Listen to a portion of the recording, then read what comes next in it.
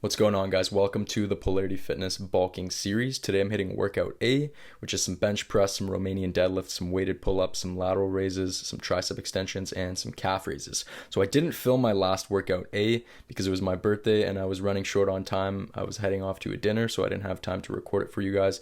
But essentially, for my first two working sets, I did 200 for 7 reps on both sets. So right here I'm going for 200 as well, and I got 7 reps. So I matched my performance from the last week.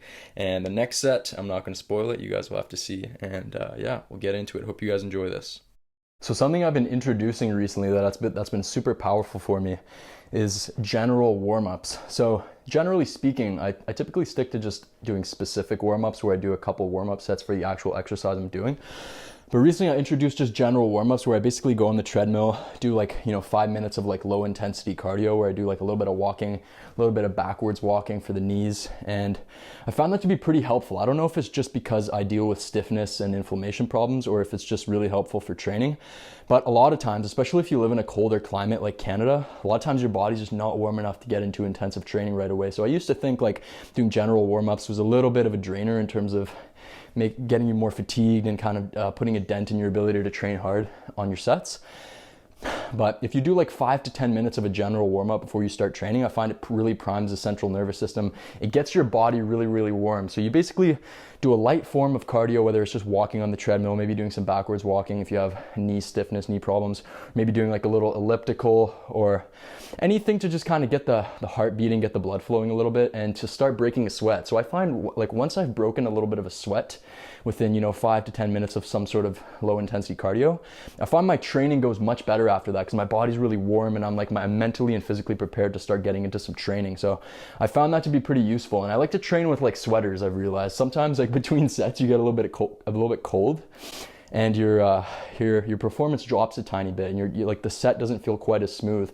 So putting in that general warm up makes the workout feel a little bit smoother, gets the blood flowing, gets your body really, really warm. You break a little bit of a sweat, and I find it makes the training go a lot smoother. It feels better on the joints. Now that I'm going through a little bit of a flare up with my knees and inflammation, a little bit of arthritis situation, I find doing a little bit of cardio gets the knees feeling a little bit better before I get into training.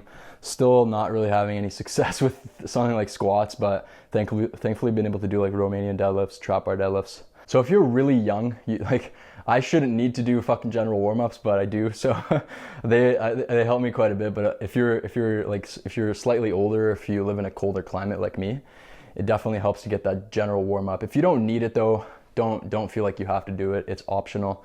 What isn't optional though is doing warm-up sets for the actual exercises. That's pretty much mandatory. It's important for performance, injury prevention, etc. But when it comes to general warm-ups, it's optional, but give it a shot. 5 to 10 minutes of low intensity cardio gets the body feeling nice and warm before training. You can give it a shot. All right, set number 2. Last workout I got 7 reps on this set. Hopefully, I didn't make any progress on that first set. Maybe I can make some here. We'll see.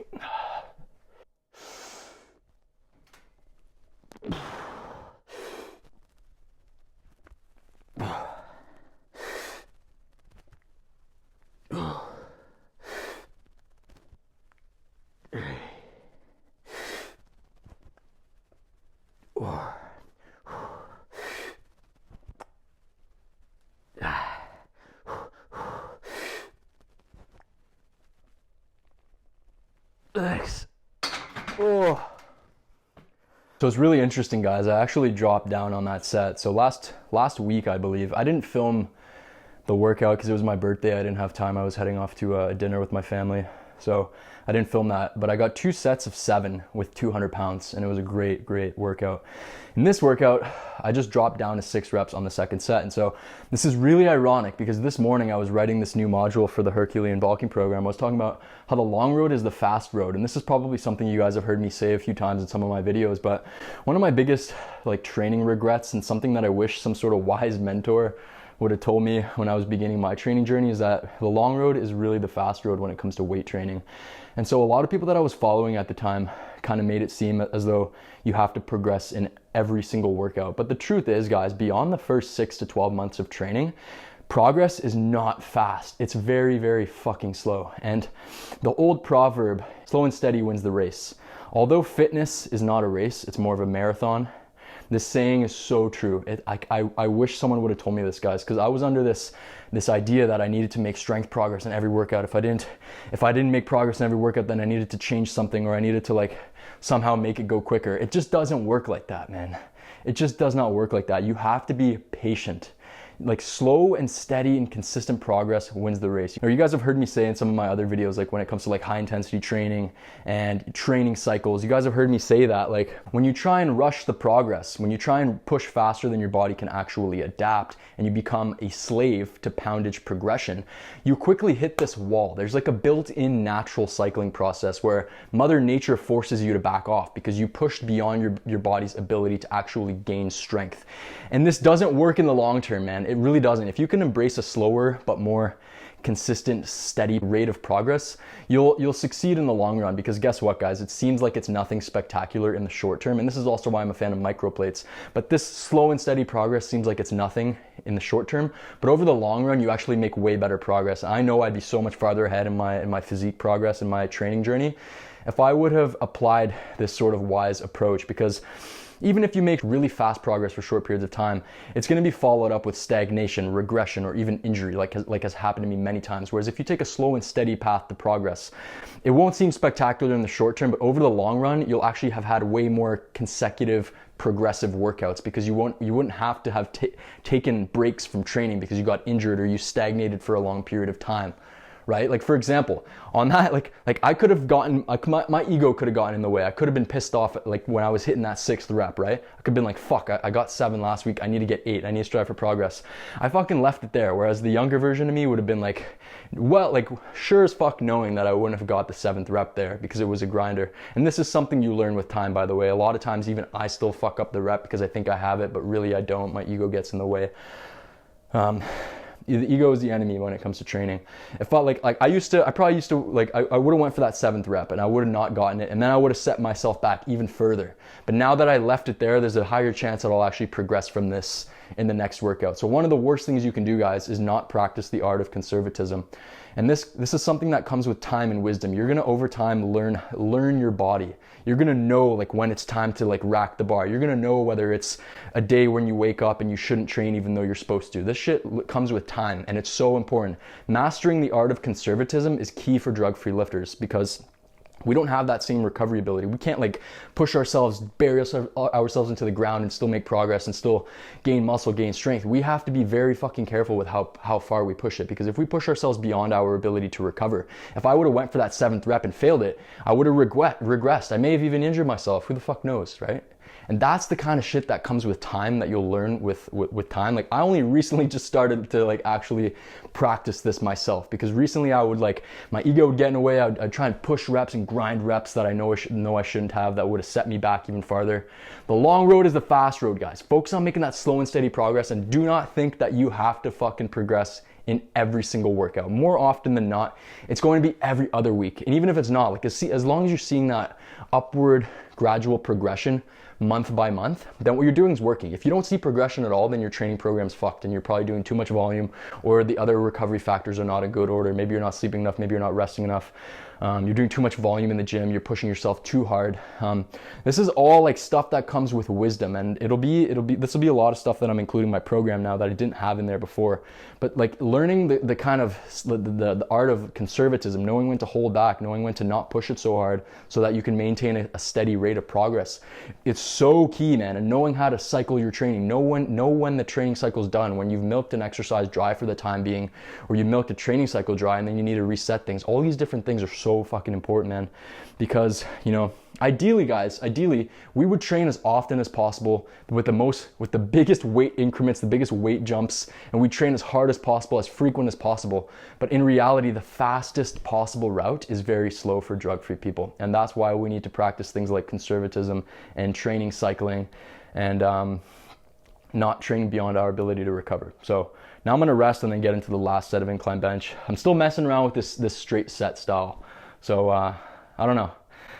Some of you guys were saying like, yeah, like straight sets are good for practicing the lift, getting the technique down, and like making like neural adaptations and stuff, like getting really good at practicing the lift. But I think as long as you take like straight sets close to failure and you still train them hard, then I think they're still pretty good for muscle growth. So I'm still like trying out this this kind of straight set training method as opposed to the normal like heavy set back down set.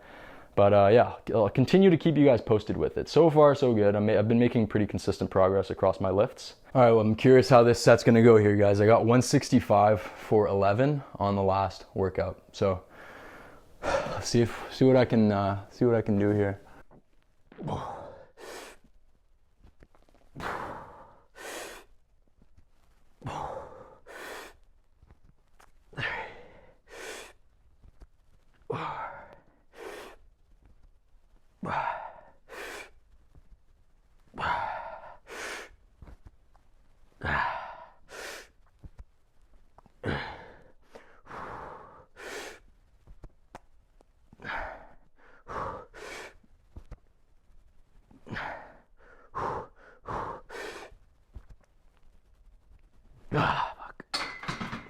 All right, 11. So same thing.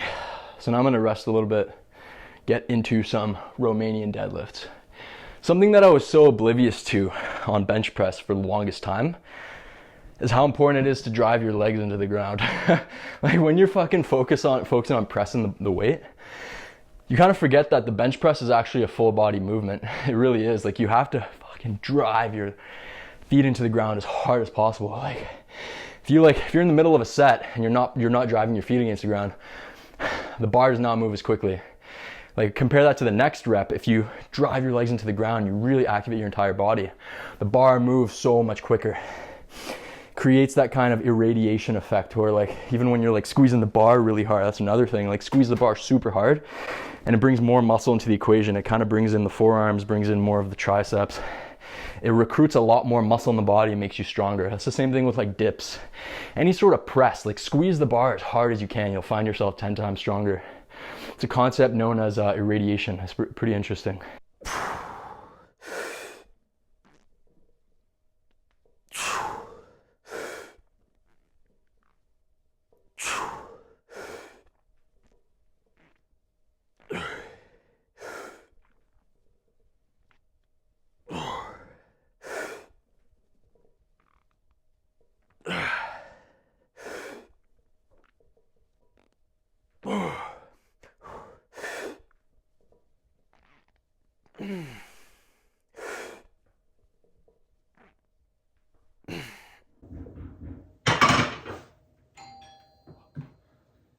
Who the fuck is that?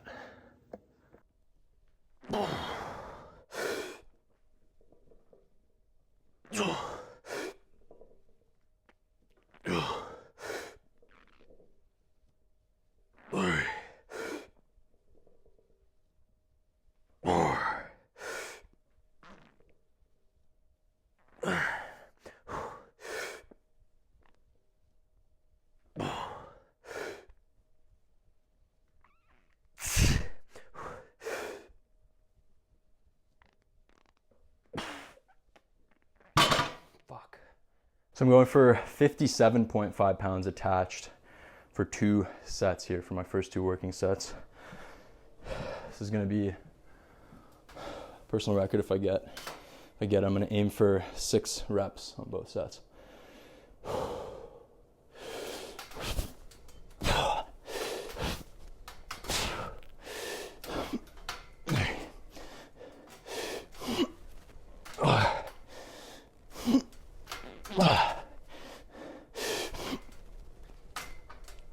One more.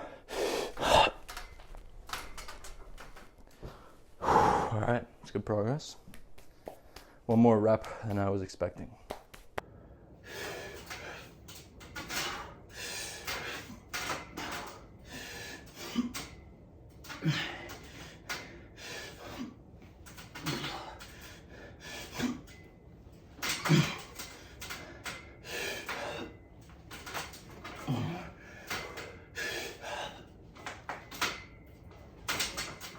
Oh, fuck.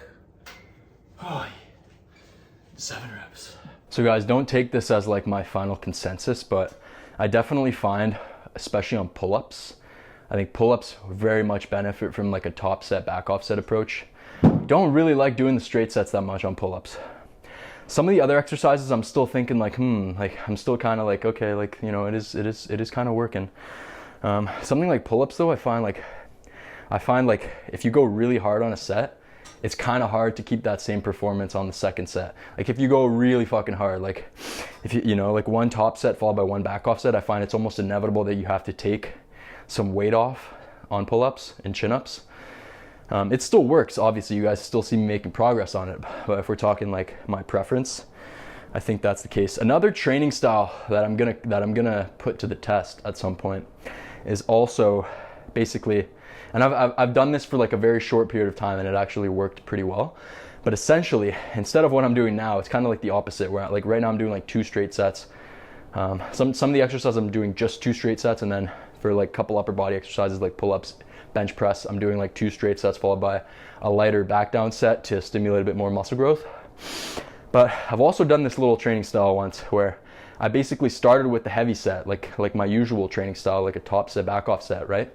I started with the heaviest set, and then what I did was that I dropped the weight for the second and third sets, but the second and third set I used the same weight. So it's like 1 top set followed by 2 straight sets, and I found that that worked pretty well also. I'm thinking that might be like a very, very effective training style because you're still getting to start with the heaviest weight first. You're getting that good strength work at the beginning, and you're training pretty much all out, but then you're still getting kind of the best of both worlds where, you know, you're able to get in a little bit more training volume with a couple of straight sets. But then again, that's if I want to do 3 sets to begin with, because a lot of exercises, as you guys know, I prefer just doing like 2 straight sets, you know, like pull-ups. I think definitely 2 sets works really, really, really well. I'm not going to cut the fucking test short by like switching it up quite yet. I'm still gonna, you know, keep putting it to the test. I'm gonna hit my 3rd set in a second where I drop it, go a bit lighter. But I think that's like one of the main things I've taken away, like pull-ups, 1 top set, 1 back down set. Maybe for like something like the bench press that I find typically benefits from like 2 or even 3 sets. I think maybe I'll give that training style a shot. But I'm actually making pretty decent progress with a couple straight sets and then like a lighter set. So we'll try it out. I'll probably do it for another little chunk of time, maybe like a month or so, and then I might switch over to trying like 1 heavy set followed by 2 lighter straight sets. But you guys know, like, this shit is fucking tactics. Like, someone left a really, really powerful little message in my comment section recently on one of my last videos, and he said, like, methods are many, principles are few. And it's so, like, I love that. Like, whoever said that, kudos. Like, that's fucking genius. And it's so true, man. It's so fucking true. Obviously, like, there's a lot of methods that are bullshit, but the premise holds true. Like, there are only a few basic principles that you need to really hit on, and then apart from that, like, you can make little changes to the tactics and shit here and there. Obviously, if you're doing pyramid sets where you're like doing 4 or 5 sets and you're like starting light, working up to like a heavy set, like that's dog shit. Like, you can like disregard that. Like, if you're actually sensible and training out how a drug-free lifter should, and you make little changes like that, not that big a deal, you know what I mean? So we'll eventually come to a motherfucking consensus, and you guys will be the first to hear it. But I like testing little things here and there, you know what I mean? So yeah, I'm gonna get into my last set of pull-ups now.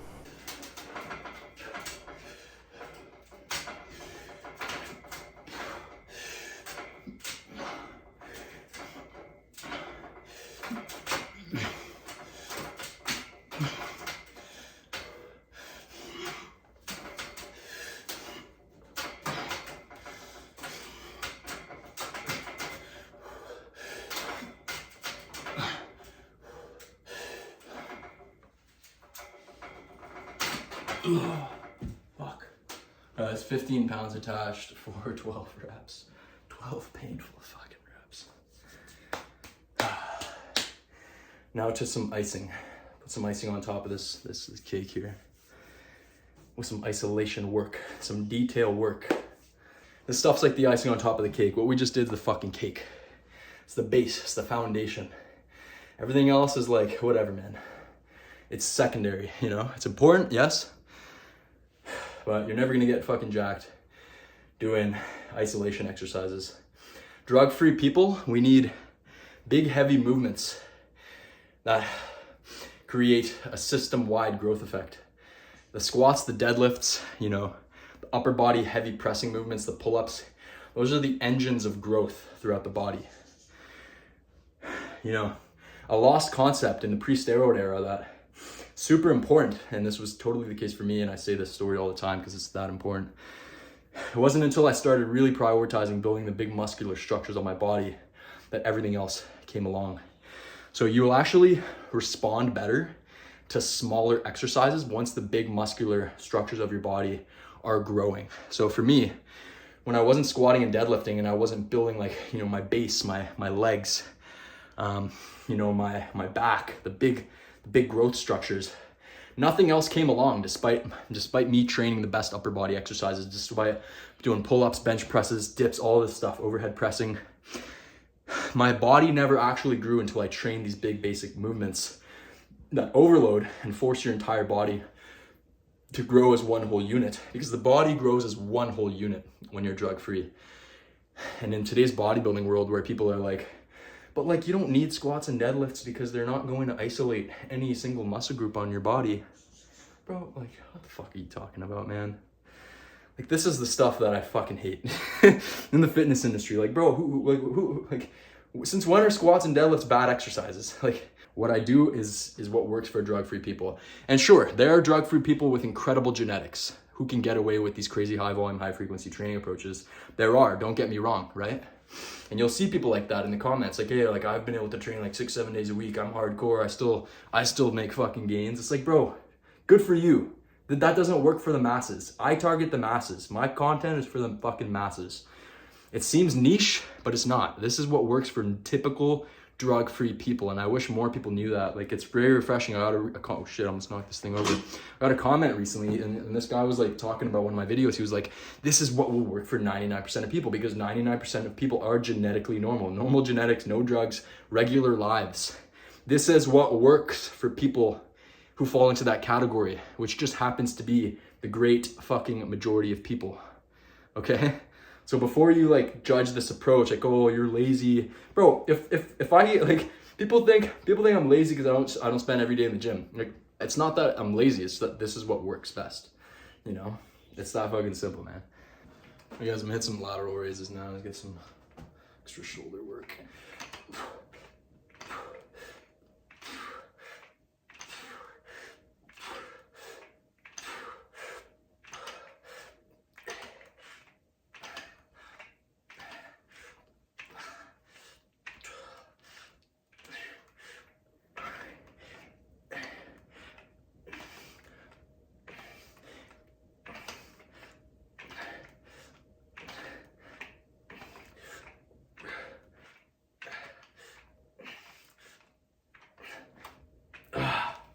An important caveat, guys, is that when it comes to isolation work, I take it mostly to failure, like mostly to burnout.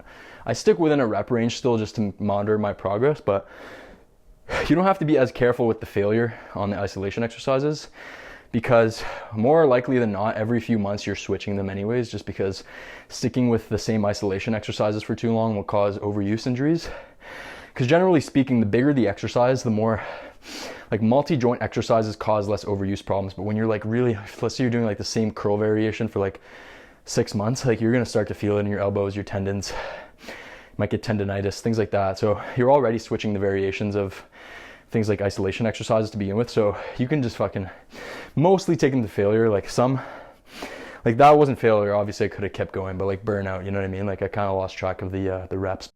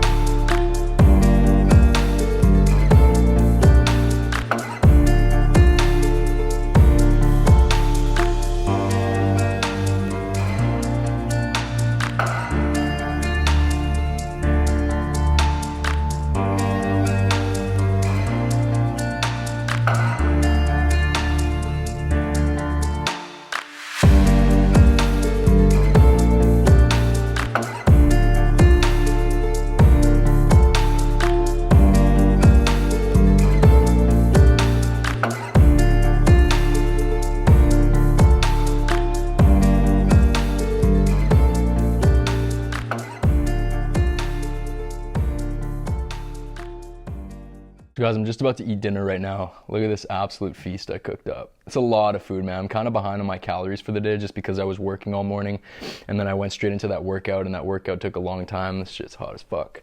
Took me a long time to film, but now I'm gonna suck this down. It's a lot of food, man. What a lot of you guys might not know about me was that I was extremely, well, not extremely, I wasn't like obese, but I was pretty fat growing up, and I always had like a massive appetite, so I could just eat for days, man. So like this stuff is like, you guys, like, this is a big ass bowl and it's like overflowing. I'm gonna eat it all, man. Like, I'm bulking right now, keep that in mind, but like this is my go-to. I'm pretty much a uniform eater, so that what that means is like I pretty much eat the same food every single day, more or less, just to eliminate decision fatigue, just to keep things simple, and to eliminate my need to actually track and be very like nit I don't even know what the word is, man.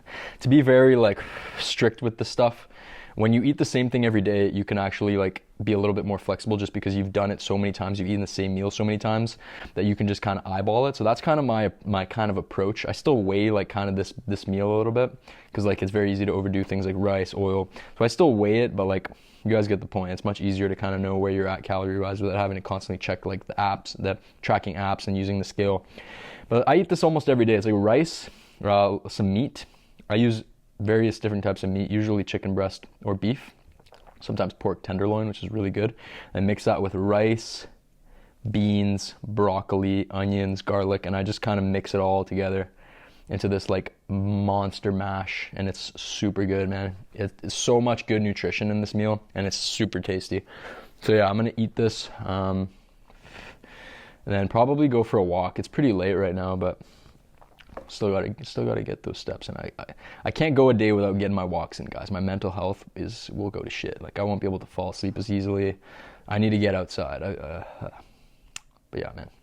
So that's it for this video, guys. I'm sorry if this was extraordinarily long. I was just really feeling it. I was really feeling the need to pack in lots of information, different stuff. So we'll talk soon. Peace.